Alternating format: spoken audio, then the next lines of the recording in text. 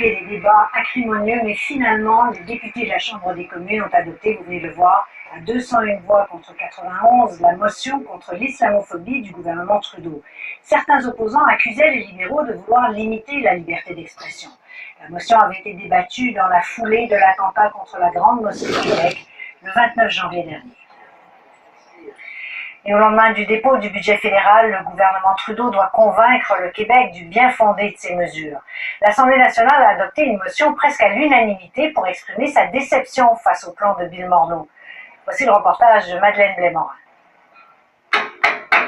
Le service après-vente est commencé pour Justin Trudeau, mais faire apprécier son budget n'est pas chose faite. Monsieur Terrien, Sanguinet. À Québec, la très grande majorité des députés se sont levés pour témoigner de leur déception. Madame la Présidente, j'aimerais que cette motion soit envoyée au gouvernement du Canada, au Parlement du Canada, ainsi qu'aux 40 députés du Parti libéral du Canada au Québec.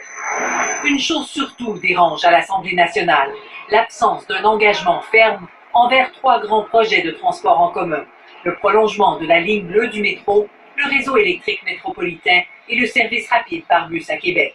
Le ministre Moreau interpelle les députés québécois de Justin Trudeau. J'aimerais bien qu'ils nous disent qu'ils sont en mesure de faire valoir les priorités du Québec sur ces dossiers d'infrastructure-là. La réplique n'allait pas tarder. Très contente de voir que la ligne bleue était un engagement électoral pour nous. On adore le projet du REM et on appuie aussi le projet du SRB à Québec. Mais la réalité, c'est qu'il faut que les projets soient présentés par Québec. Dans les projets de transport collectif, Et le premier ministre en remet. si j'avais dit exactement comment ça va se faire et exactement comment on allait tout faire, ils auraient dit « Oh mon Dieu, non, c'est pas à vous de décider ça. » À Ottawa, on fait valoir que le budget prévoit 20 milliards de dollars sur 11 ans pour les grands projets de transport en commun, suffisamment pour financer les 3 priorités de Québec. En entrevue aux coulisses du pouvoir, Bill Morneau a tenu à se faire rassurant. Avec les chiffres, on peut voir que nous sommes là. On va avoir une allocation très importante pour le Québec.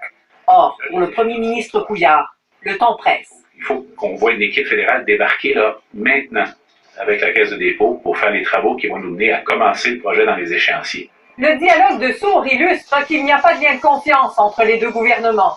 Il faut croire que les négociations difficiles sur l'aide à Bombardier et l'accord sur la santé ont laissé leurs traces. Ici Madeleine Blais-Morin, Radio-Canada, Ottawa.